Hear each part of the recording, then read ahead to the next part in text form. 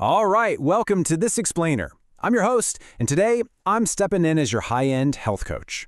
Look, if you're a high-performance executive, you already know exactly how to optimize your operations, your team, and your quarterly margins. You do it every single day. But today, we're going to optimize the absolute ultimate performance enhancer, and that is your sleep.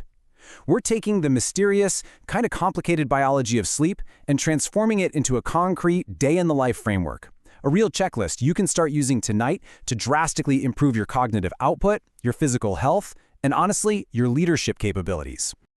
Here's a quick look at our briefing agenda. We'll start with the executive sleep ROI. Then, we'll break down the biological blueprint of your two sleep engines. From there, we move into a chronological protocol, covering your daytime performance checklist, how to engineer your sleep environment, and finally, the pre-sleep ritual. Okay, let's dive into Section 1. The executive sleep ROI. We are treating sleep as a competitive advantage. We really need to stop looking at sleep as just some annoying biological inconvenience and start treating it as your primary competitive advantage. The cognitive and physical liabilities of sleep deprivation are severe, and it is time we face the raw data. So let me ask you a seriously provocative question. When you walk into the boardroom, when you're making those high-stakes financial decisions, are you leading your team while legally intoxicated? Because, well, if you're consistently skipping sleep to burn the midnight oil, the scientific answer might actually be yes.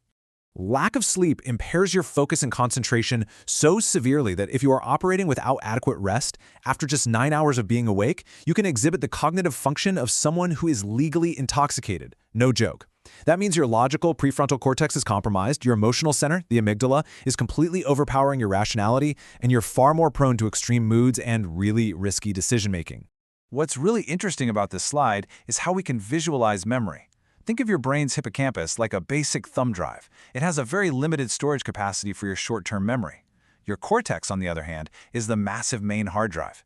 Now, during sleep, your brain actively shifts the day's information off that little thumb drive and securely stores it onto the permanent hard drive. If you cut your sleep short, you are literally pulling the plug mid-transfer. You're completely disrupting your ability to learn, solve problems, and consolidate memories.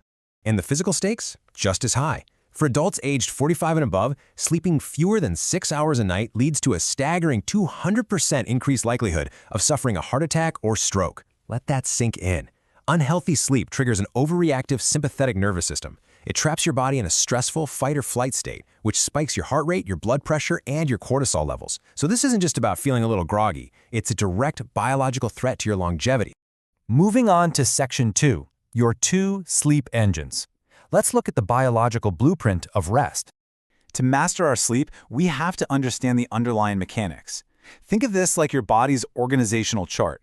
You actually have two independent sleep engines running at all times. Over on the left, we have the circadian rhythm. This is your body's 24-hour internal clock. It powers your wake drive, sending rhythmic signals to your brain and organs to regulate your mood, body temperature, and the release of the hormone melatonin. On the right, we have adenosine. This is an accumulating chemical that independently powers your sleep drive. And this brilliantly illustrates exactly why you feel so totally wiped out after a long day of executive decision-making. Adenosine progressively builds up the entire time you're awake, usually over 12 to 18 hours. It creates this inescapable biological weight that we call sleep pressure. The only way to fully clear this chemical out of your brain's receptors is by getting a complete 8 hours of rest. There's no hacking your way around it. All right, Section 3, the daytime performance checklist. These are the inputs that dictate your nighttime output. Look, great sleep doesn't actually start when your head hits the pillow. It starts the literal second you wake up. So let's map out your daytime checklist. These early daytime habits are absolutely crucial inputs for securing a restorative night. First up, get some morning sunlight. Daylight is the most reliable external cue you have to calibrate your internal body clock to exactly 24 hours. It halts the release of melatonin, making you alert and setting the timer for sleep later that night. Next, cut off your caffeine before 11 a.m. And finally, avoid any naps after 3 p.m. Napping too late in the day releases that built-up adenosine we talked about, which completely destroys the sleep pressure you need to actually fall asleep that night. Let's talk a bit more about caffeine, because this is a huge blind spot for lots of people. Its half-life is massive.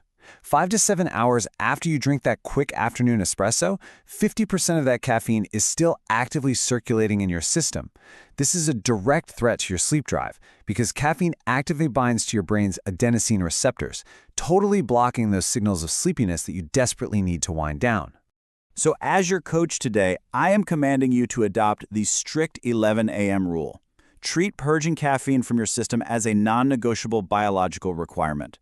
If you really want deep, restorative sleep, your brain needs at least an 8-hour window to clear those adenosine receptors completely. No exceptions. Now, I know a lot of executives use a glass or two of wine to unwind, but here's the reality. Alcohol is a sedative, not a sleep aid.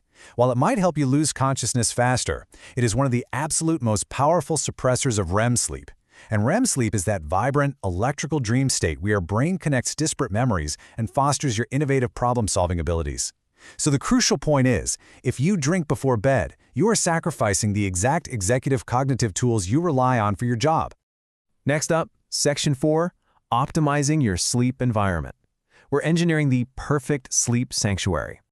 Your bedroom needs to be treated like a highly specialized facility optimized for one specific task. You got to form a strict mental association. The bedroom is for sleeping.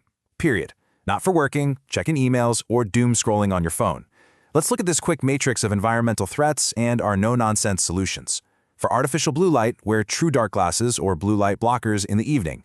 To fight light pollution from the street, install blackout shades or just use a good sleep mask.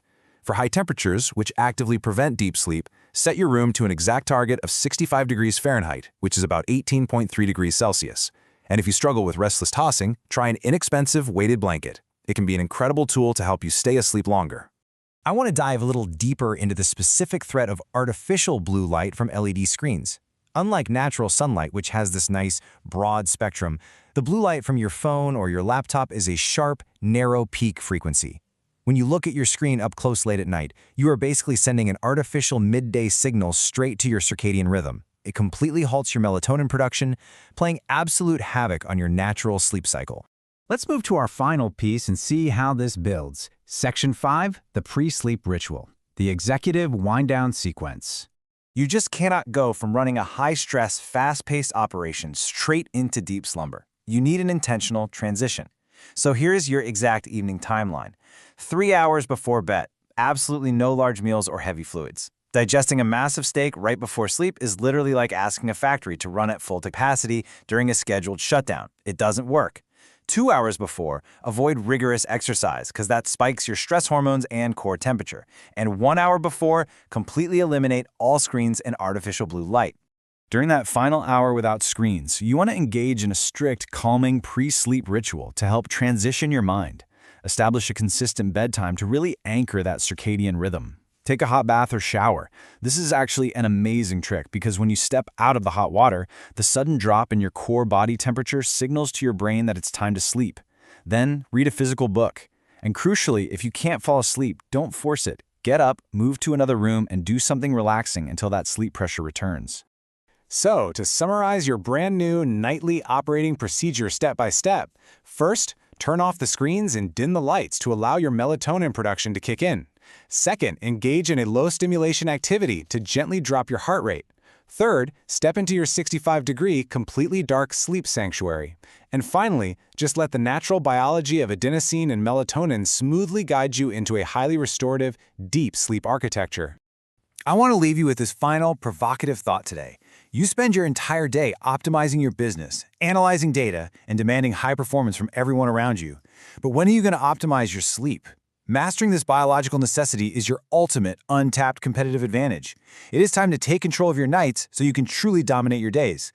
Thanks for joining me for this explainer. And hey, good luck implementing this protocol tonight. You've got this.